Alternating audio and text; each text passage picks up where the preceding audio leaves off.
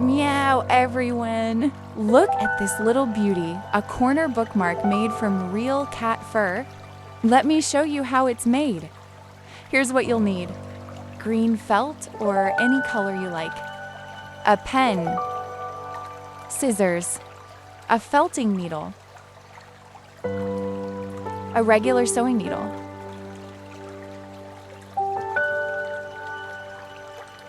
thread, a ruler, a brush, and of course a cat, non-negotiable. The good news? This is a small project. You really don't need much of anything, especially the fur. One brushing session is plenty. The cats contributed willingly. I measured out a triangle and a square on the felt and cut them out.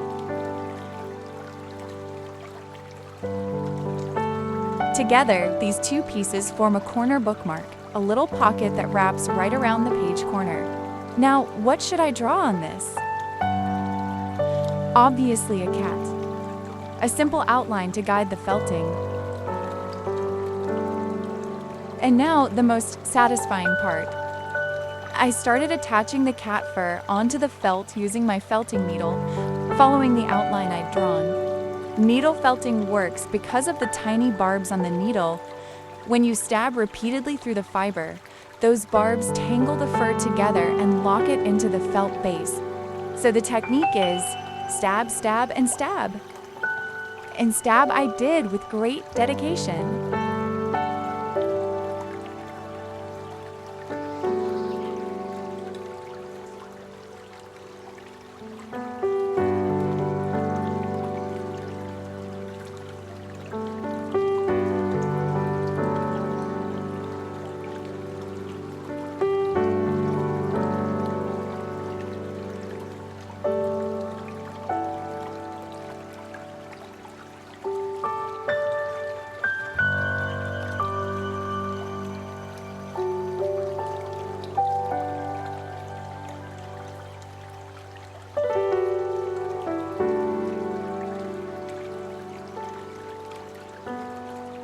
As the cat shape slowly came together, I noticed it looked a little too uniform.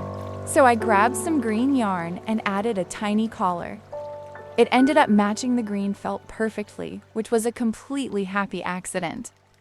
I love when that happens. Keep going until you feel the fur is well locked in and the shape reads clearly. The more you stab, the more the design comes to life. It really is that simple. And weirdly therapeutic.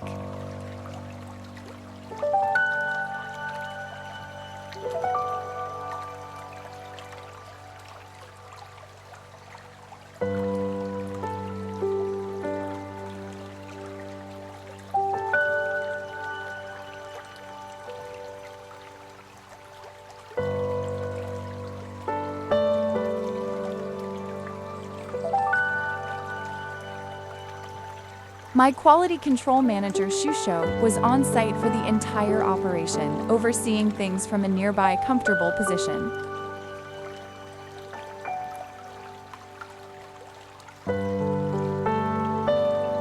For the finishing touch, the eyes, I'm using 2 small green beads, and I think they make such a difference. Thread your needle and knot the end. Bring the needle up through the felt from the back at the spot where you want the first eye. This hides your starting knot on the inside. Thread the bead onto your needle and slide it down to the felt surface. Then bring the needle back down through the felt right next to the bead to anchor it. Repeat with the second eye, then tie off on the back.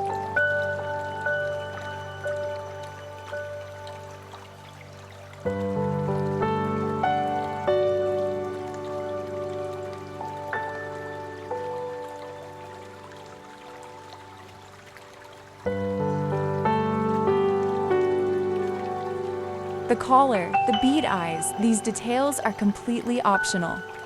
But I think they really bring the little felted cat to life.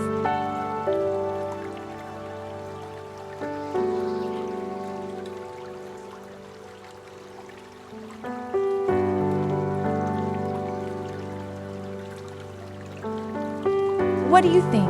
Cute enough for the quality control department?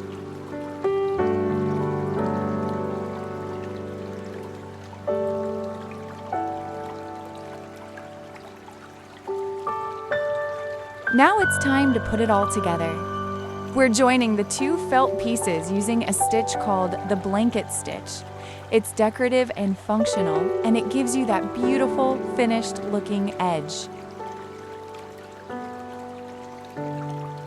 Thread your needle and tie a knot at the end.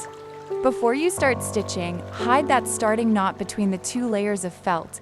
This keeps the back looking clean.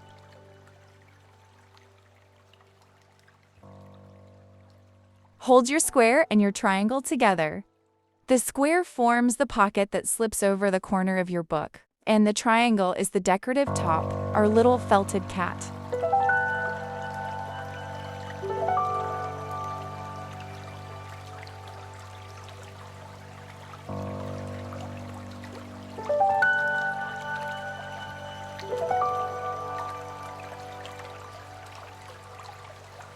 Insert your needle from the back through both layers.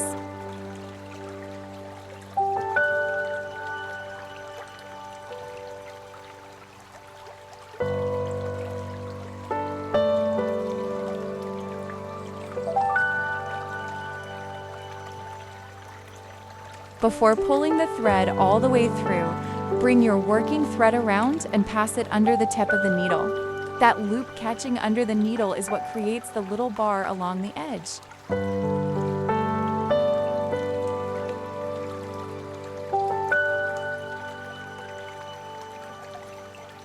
Repeat all the way around, keeping your spacing as even as possible. If you want a guide, you can mark small dots along the edge with your pen and ruler before you start stitching.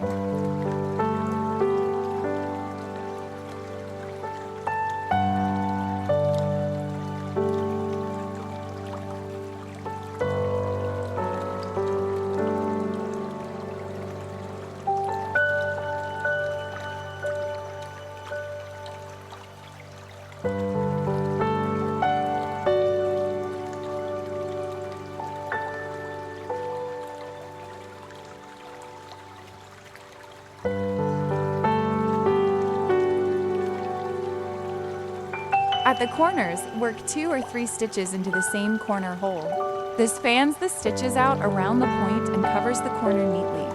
Without this, corners tend to look a little bare.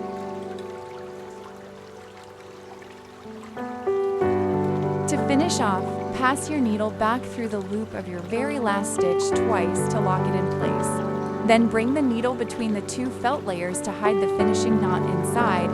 Trim the thread close to the felt and it completely disappears. And there it is, a corner bookmark, hand-stitched, made from the real fur of my cats. I think the little felted cat came out genuinely adorable, and knowing it's made from something that would have ended up on my sofa just makes it better. Recycled luxury. The real question now is, does the quality control department approve? Let me know in the comments what you think of the final product and what absolute chaos I should try making next. Subscribe for more crafting adventures, and I'll see you next time.